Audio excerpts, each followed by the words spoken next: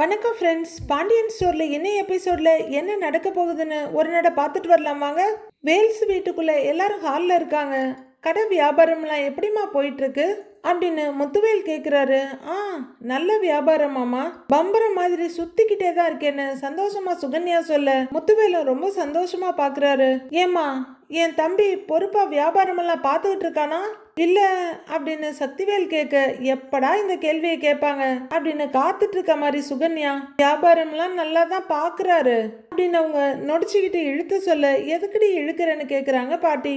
அப்போ பழனி அங்க வர, இதோ அவரே வந்துட்டாருல அப்படின்னு சுகன்யா சொல்லிட்டு இருக்க, என்னன்னு கேட்டுட்டு வந்து பழனி சக்திவேலுக்கு எதிரில் இருக்க சோஃபால உட்கார்றாரு. என்னன்னு அவர்கிட்டயே கேளுங்க அப்படின்னு சுகன்யா சொல்ல, என்னடா பழனி, ஏதாவது பிரச்சனையா அப்படின்னு பாட்டி கேக்குறாங்க. அவருக்கு ஒன்னும் புரியல. பிரச்சனையா, என்ன பிரச்சனைன்னு கேக்குறாரு.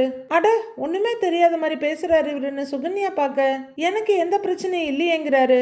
என்ன, ஏதோ அவனை பத்தி குறை சொல்லிட்டு இருந்த, இப்ப அவன் ஒன்னும் இல்லைங்கிறாங்கிற மாதிரி பாட்டி பார்க்க, கல்யாணம் ஆகி வந்தப்பவும் சரி, அந்த வீட்டுல அம்பட்டு பிரச்சனை வந்தப்பவும் சரி, நான் அக்காவுக்கும் தம்பிக்கும் குறுக்க போய் நிக்கவே இல்லை அப்படின்னு சுகன்யா சொல்ல, சரி இப்ப அதுக்கு என்னங்கிற மாதிரி பாட்டி பாக்குறாங்க. முத்துவேலும் சக்திவேலும் பார்த்துட்டு இருக்க, கடைக்கு போய் வேலை செஞ்சப்பவும் போலீஸ் ஸ்டேஷன் கோர்ட்டுன்னு அலைஞ்சப்பவும் நான் எதுவும் சொல்லல அப்படின்னு ஏதோ பெருசா விட்டு கொடுத்த மாதிரி பேசுறாங்க சுகன்யா. ஏண்டி, 30 வருஷமா பேசாம இருந்த முத்துவேலும் சக்திவேலும் தங்கச்சிக்காக கோர்ட்டு போலீஸ் ஸ்டேஷன் அலைஞ்சிருக்காங்க. அக்கா கூடவே வளர்ந்தவனுக்கு பதறாதா, போய் நிக்க மாட்டானா அவன் அப்படின்னு பாட்டி சொல்ல, நான் அதை ஒரு விஷயமாவே எடுத்துக்கலன்னு சொல்றேன்.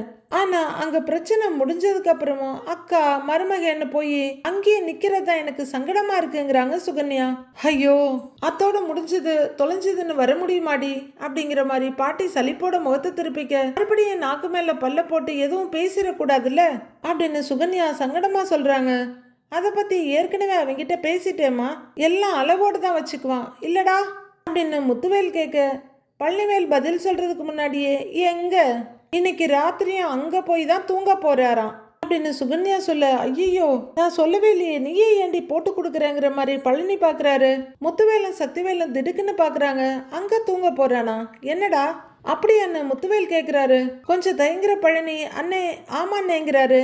ஏன், உனக்கு இங்க தூங்குறதுக்கு இடம் இல்லையா அப்படின்னு முத்துவேல் கேட்க, இல்ல அப்படி இல்ல, அக்கா குடும்பத்துல இன்னும் இயல்பு நிலை திரும்பவே இல்லைல்ல, எல்லாருமே அங்க வருத்தமா தானே இருக்காங்க அப்படின்னு பழனி கொஞ்சம் தயங்கிக்கிட்டே சொல்ல, ஓ அப்படின்னு கிண்டலா பாக்குறாரு முத்துவேல். அதனால ஐயா போய் பாட்டு பாடி ஆட்டம் ஆடி அவங்களெல்லாம் சிரிக்க வைக்க போறீங்களோ அப்படின்னு சக்திவேல் படுகிண்டலா கேக்குறாரு. நான் அப்படி சொல்லலன்னு அப்படின்னு பழனிவேல் சொல்லிட்டு இருக்க.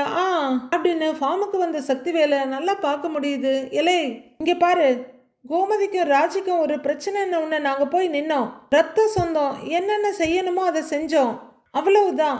அதுக்காக கொஞ்சம் குலாவிக்கிட்டெல்லாம் இருக்க முடியாது, புரிஞ்சுதா? அளவோடு இருந்தாதான் எல்லாருக்குமே நல்லது அப்படின்னு முத்துவேல் ஸ்ட்ரிக்டா சொல்றாரு. அண்ணே அண்ணே, இன்னைக்கு ஒரு நாள் மட்டும் அப்படின்னு பழனி சொல்லிட்டு இருக்கேன். டேய், சொல்லிக்கிட்டே இருக்கேன், தேவையே இல்லை, உள்ள போய் படு, போடா அப்படின்னு மிரட்டுறாரு முத்துவேல். டேய், அண்ணன் சொல்றாங்கல்ல போங்கிறாரு சக்திவேலும். சரிண்ணே சரி அப்படின்னு அப்படியே அரை மனசு அவர் எழுந்து போக, திருந்தவே மாட்டான் பாருண்ணே அப்படின்னு போற தம்பிய கோவமா பார்த்துக்கிட்டு மீசையை தடவிட்டு இருக்காரு சக்திவேல். ஐயோ, இவனுங்க மறுபடியும் ஆரம்பிக்காம இருக்கணுமே அப்படின்னு பாட்டி கொஞ்சம் கவலையோட பார்க்க, அவரை அடக்கிறதுக்கு நீங்க மட்டும்தான் சரிங்கிற மாதிரி பாக்குறாங்க சுகன்யா. பெட்ரூம்குள்ள வந்த பழனி பயங்கரமா யோசிக்கிறாரு. கைய உள்ளங்கையில குத்திக்கிட்டு, எப்படி இங்க இருந்து போறது அப்படின்னு அவர் யோசிச்சுட்டு திரும்ப சுகன்யா உள்ளர வர்றாங்க. சமயம் பார்த்து எங்க அண்ணன்கிட்ட கிட்ட என்ன மாட்டி விட்டுட்டல அப்படின்னு பழனி சுகன்யாட்ட கேட்க, நான் சொல்லும் போதே சரின்னு சொன்னா நான் ஏன் உங்க அண்ணன்கிட்ட போட்டு கொடுக்க போறேன் அப்படின்னு ஜாலியா சுகன்யா சொல்ல, இவர் முறைக்கிறாரு. படுத்து தூங்குங்க, அந்த குடும்பத்துல துரத்தி விட்ட மயில தவிர மீதி 8 பேர் இருக்காங்க, மாத்தி மாத்தி அவங்க ஆறுதல் சொல்லிக்குவாங்க அப்படின்னு சுகன்யா சொல்லிட்டு திரும்பி போக, ஏய் சுகன்யா உன்ன அப்படின்னு அவர் சொல்லிட்டு இருக்கவே துளி கூட கண்டுக்காம சட்டை பண்ணாம சும்மா எப்ப பாரு அக்கா அக்கான்னுகிட்டு, எங்களை எல்லாம் பார்த்தா மனுஷங்களா தெரியல அப்படின்னு புலம்பிக்கிட்டே அடுத்த சைடு வந்து போட்டிருக்க வளையல் நகையெல்லாம் கழட்டி வச்சிட்டு இருக்காங்க சுகன்யா. என்ன பண்ணுவியோ ஏது பண்ணுவியோ பேசாம படுன்ற மாதிரி சுகன்யா படுத்து இழுத்து போத்திக்கிறாங்க. லைட் ஆஃப் பண்ணிட்டு படுக்கிறவங்க உட்கார்ந்துருக்க பழனிய ஒரு பார்வை பார்த்துட்டு திரும்பி படுத்துக்கிறாங்க.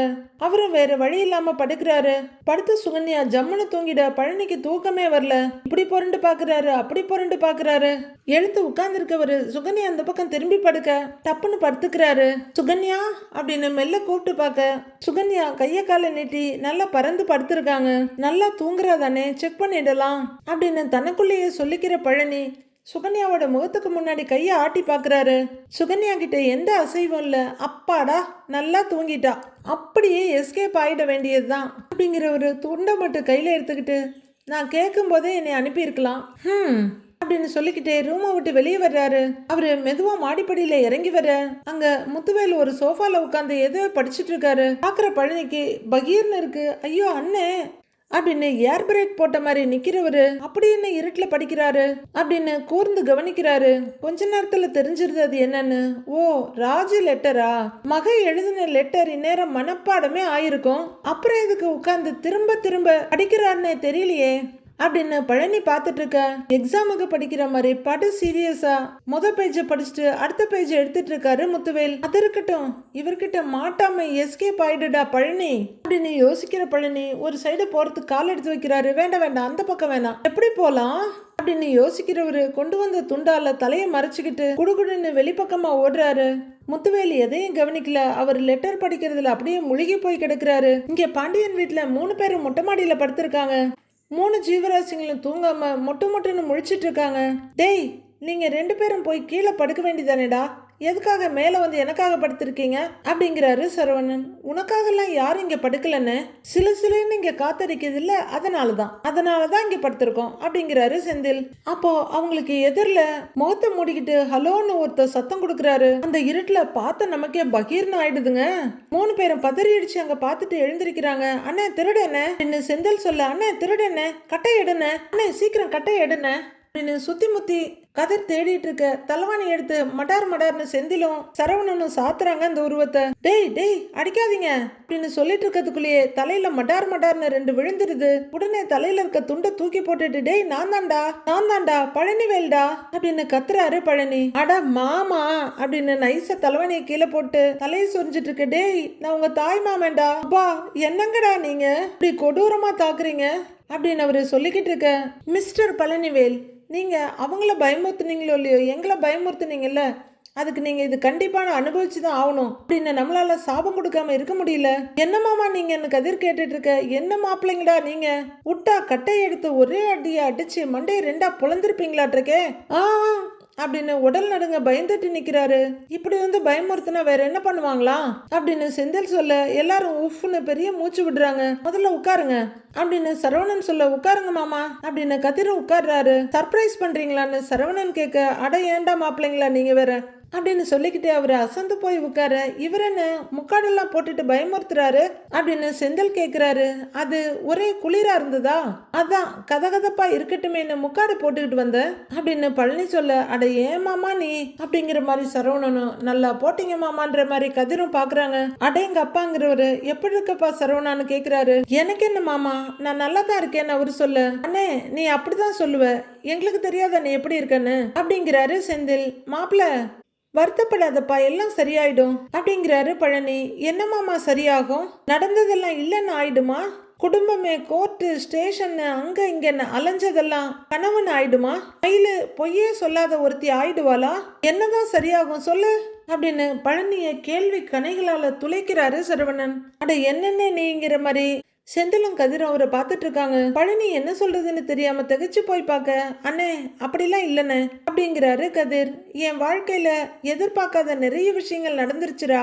என் மனசுல கோபம் ஏமாற்றம் ஆத்திரம்னு நிறைய நடந்துருச்சு. காலம் எல்லாத்தையும் சரி பண்ணணும்னு சொல்லுவாங்க. என் வாழ்க்கையில அப்படி ஏதாவது நடக்குதான்னு பார்க்கலாம், இல்லைன்னா குடும்பத்தை யோசிச்சு எல்லாத்தையும் நான் மறக்க பாக்குறேன் அப்படின்னு சரவணன் சொல்ல, மாப்பிள்ள வாழ்க்கைங்கிறது அப்படின்னு பழனி ஏதோ சொல்ல வர்றாரு. இங்க பாரு மாமா, இவனுங்க தான் இப்படி ஏதேதோ சொல்லிக்கிட்டு இருக்கானுங்க, நீயும் வந்து தத்துவம் சொல்றேன்னு கடுப்பு ஏத்திக்கிட்டு இருக்காத அப்படின்னு உரிமையா கோவிச்சுக்கிறாரு சரவணன். சரிப்பா சரி சரி நான் எதுவும் சொல்லல அப்படிங்கிற பழனி. சரிப்பா நம்ம ஏதாவது விளையாடலாமான்னு கேக்குறாரு. செந்தில் என்னன்னு பார்க்க என்ன மாதிரி விளையாட்டுன்னு கேக்குறாரு கதிர். அதான் இந்த சீட்டு கட்டு, கேரம் போர்டு அது மாதிரி அப்படின்னு பழனி சொல்ல, இந்த அர்த்தராத்திரிலையா? ஏன் மாமா நீங்க வேறங்கிற மாதிரி கதிர் பார்க்க, மாமா அதெல்லாம் ஒன்றும் வேணாம் அப்படிங்கிறாரு சரவணன். மாப்பிள்ள நீ வரலன்னா பரவாயில்ல விடு, நாங்க விளையாடுறோம் அப்படின்னு பழனி சொல்ல, இப்ப விளையாடுற மூட்ல எல்லாம் நாங்க இல்ல அப்படின்னு செந்தில் முறுக்கிக்கிறாரு.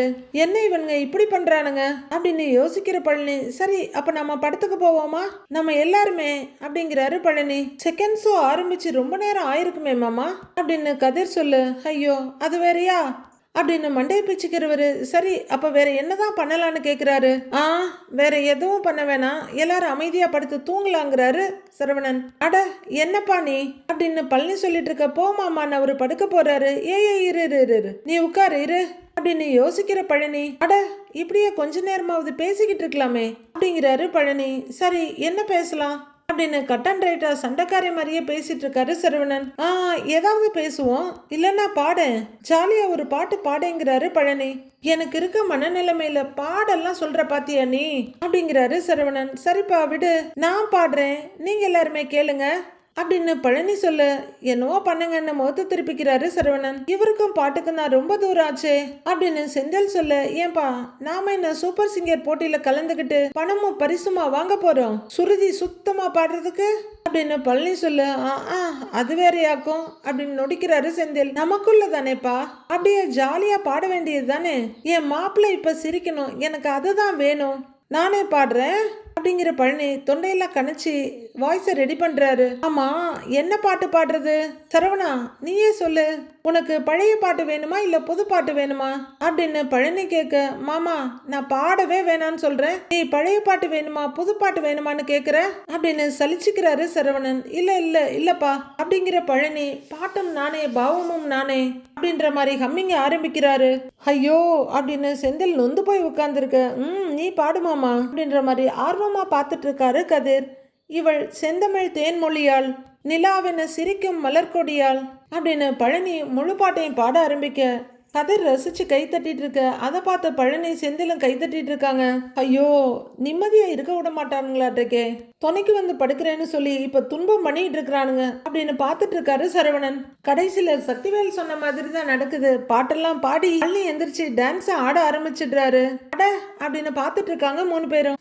பழனி பாடுறத பார்த்து ஆடுறத பார்த்து லைட்டா சிரிக்க ஆரம்பிக்க சரவணன். மொத்தமாவே நல்லா சிரிச்சுட பழனிக்கு ஏக சந்தோஷமா இருக்கு. அப்படியே மருமகனை தோளோட அணைச்சி முகத்தோட முகம் வச்சு தட்டி கொடுத்துட்டு இருக்காரு. இதை பாக்குற செந்திலும் கதிரும் கூட கொஞ்சம் சந்தோஷமா சிரிக்கிறாங்க.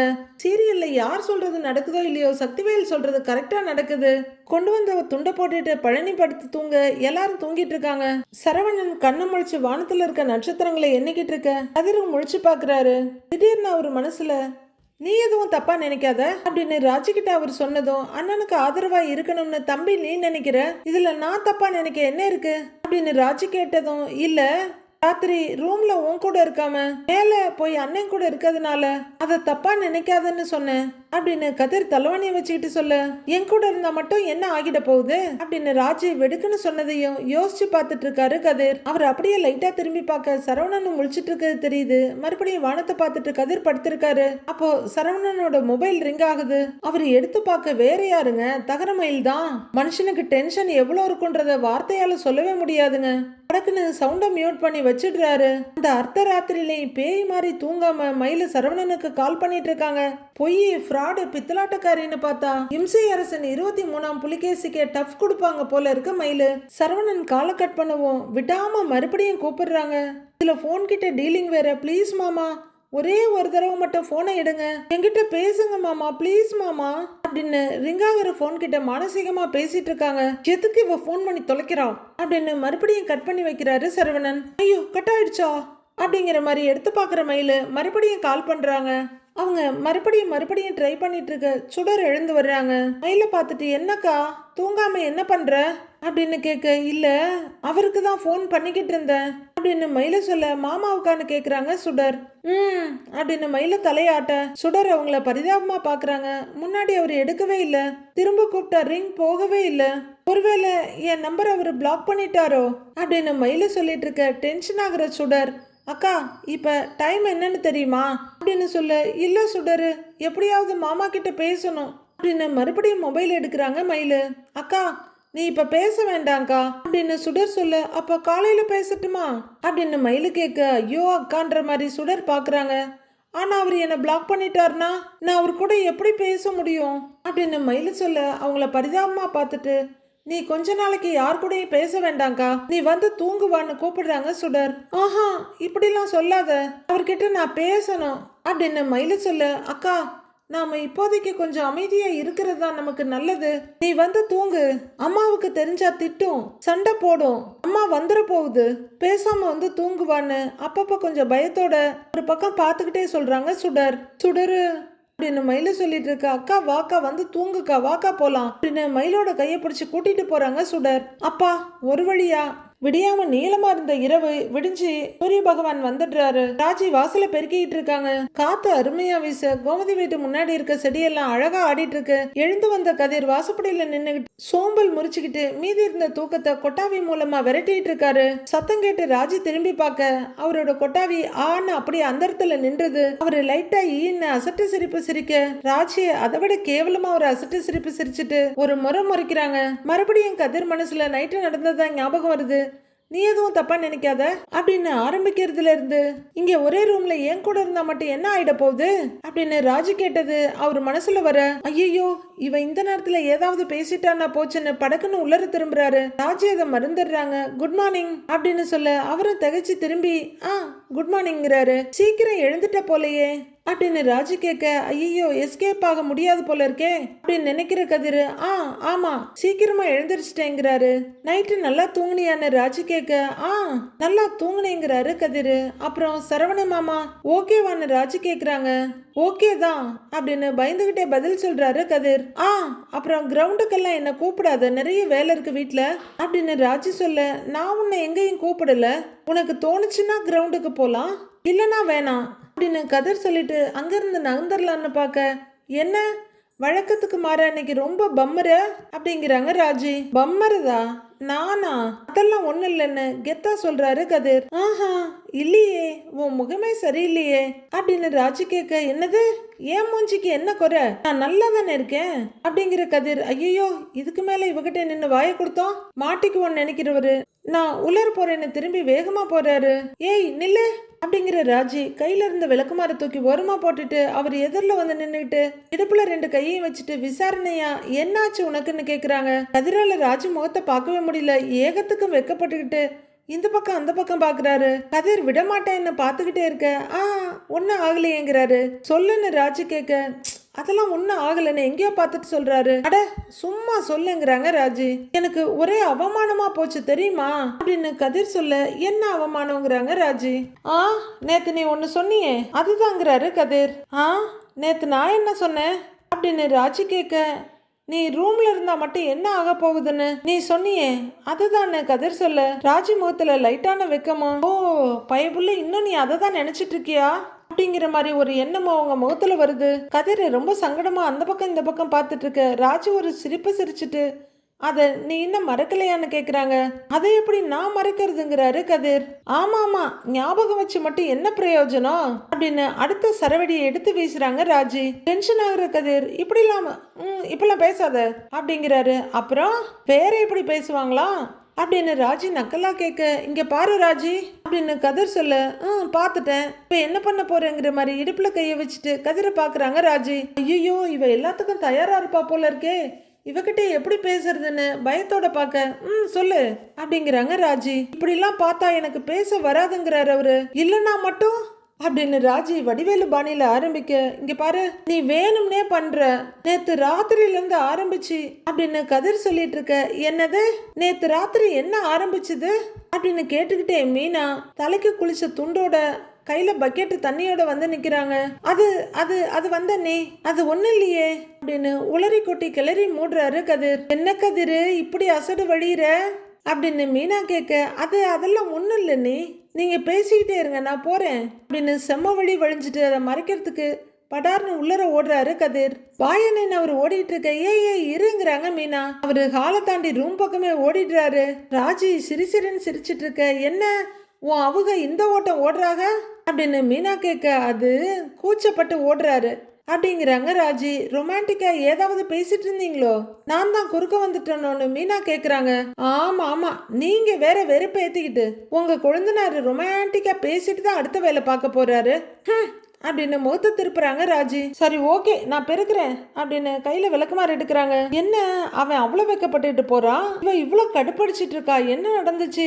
ஏற்கனவே தலையில துண்டு கட்டி இருக்கோம், தெரியலன்னா அந்த துண்டை தாண்டி தலை வெடிச்சிருமே அப்படிங்கிற மாதிரி மீனா பார்த்துட்டு இருக்காங்க. கொஞ்ச நேரம் அப்படியே நிக்கிறவங்க நானும் இந்த காதல் ஜோடி காதல் பண்றத பார்த்துடலான்னு பாக்குறேன், சிக்க மாட்டேங்குது அப்படின்னு யோசிச்சுட்டு நிக்கிறாங்க மீனா. மயிலோட ட்ரெஸ் எல்லாம் மீனாவும் ராஜியும் எடுத்து பெட்டியில அடுக்க போறாங்க. அவங்க எடுத்து மடிச்சுக்கிட்டு இருக்க.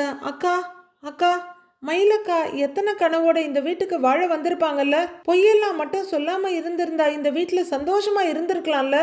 டிவோர்ஸ்னு நோட்டீஸ் அனுப்புன கோவத்துல உடனே போலீஸ்ல கம்ப்ளைண்ட் கொடுத்தாங்க. இப்போ அவங்க பொருள் எல்லாம் அனுப்பி வைக்கிறோமே, அந்த கோவத்துல வேற ஏதாவது பண்ணி வச்சுட்டாங்கன்னா அப்படின்னு ராஜு கேட்டுட்டு இருக்க. மீனாவும் வருத்தத்தோட ஒவ்வொன்னையா எடுத்துக்கிட்டு இருக்காங்க. அப்போ அங்க வர்ற கோமதி, ஏய் அப்படி பண்ணிடுவாளாடி அவ, அப்படி ஏதாவது பண்ணனா நான் சும்மாவே இருக்க மாட்டேன்டி, மொத்த குடும்பத்தையும் போட்டு தள்ளிட்டு ஜெயிலுக்கு போயிடுவேண்டி அப்படின்னு பயங்கர டெரர் பீஸா மாறி சொல்றாங்க கோமதி. செஞ்சாலும் செய்வாங்க, பாசக்கார ஒய்ஃப். இதை பார்த்து டென்ஷன் ஆகுற மீனா, அத்தை என்ன பேசுறீங்க அப்படின்னு சொல்ல, ஏய் சும்மா இருடி, அதான் ஒரு நாள் இருந்துட்டேன்ல, என் பிள்ளையோட வாழ்க்கைக்காக ஆயுளுக்கும் நான் ஜெயில இருப்பேன்டி அப்படின்னு தென்னாவட்டா சொல்றாங்க கோமதி. அப்படின்னு திக்குன்னு ராஜி பார்க்க, அதுக்கெல்லாம் எந்த அவசியமும் வராது, நீங்க கொஞ்சம் பொறுமையா இருங்கங்கிறாங்க மீனா. ஆமா என்ன இப்படி எல்லாம் பேசுறீங்கன்ற மாதிரி அசந்து போய் பாக்குறாங்க ராஜி. அவளை நினைக்க நினைக்க எனக்கு அப்படியே வெறி ஏறுது, மனசு ஆறவே இல்லை. இன்னொரு தடவை அவளை கண்ணு எதிரில பார்த்தேன்னு வையிக்கடி அப்படின்னு கத்துறவங்க, எதுக்கு வேண்டாம் விட்டுரு, போனவ அப்படியே போய் தொலையட்டும், ஏண்டி எல்லாத்தையும் ஒழுங்கா எடுத்து வைங்கடி அப்படிங்கிற கோமதி அங்க போய் ட்ரெஸ்ஸிங் டேபிள் கிட்ட இருக்கிற திங்ஸ் எல்லாம் படக்கு படக்குன்னு எடுக்கிறாங்க. கொண்டு வந்து காட்டியே இதெல்லாம் அவ்வளவுதாடின்னு கேட்க, ஆமா அத்தாங்கிறாங்க ராஜி.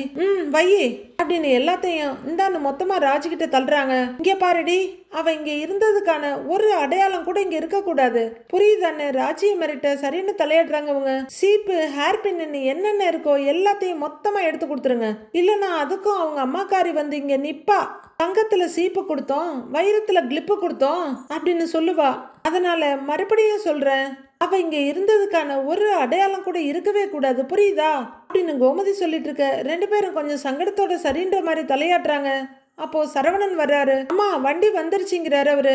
3 பேருக்குமே இப்ப ரொம்ப சங்கடமா இருக்கு, ஏதோ வேகத்துல கோமதி பேசுறாங்களே தவிர அவங்களும் மனசு கேட்காம பாக்க மீனாவும் ராஜியும், அச்சச்சோ அவ்வளவுதானா, மயிலக்கா இங்க இருந்ததுக்கான எந்த அடையாளமும் ஆதாரமும் இருக்க போறது இல்லையா அப்படின்ற மாதிரி வருத்தமா பாத்துட்டு இருக்காங்க. பாத்தியாடி, பாத்தீங்களா எப்படி இருந்தாவன், இப்ப எப்படி ஆயிட்டான், நான் வயிறு எரிஞ்சு சொல்றேன், அவன் நல்லாவே இருக்க மாட்டா அப்படின்னு கோமதி நெட்டி முறிச்சு சாபம் கொடுத்துட்டு இருக்க. அத்தன்னு கூப்பிடுறாங்க ராஜி. ராஜி எடுத்து வையே அப்படின்னு மீனா சொல்ல, தலையில அடிச்சுக்கிற கோமதி, ஏய் எடுத்து வைங்கடி அப்படின்னு சொல்ல, மீனா எதுவுமே பேசாம ரொம்ப வருத்தத்தோட எடுத்து வைக்கிறாங்க.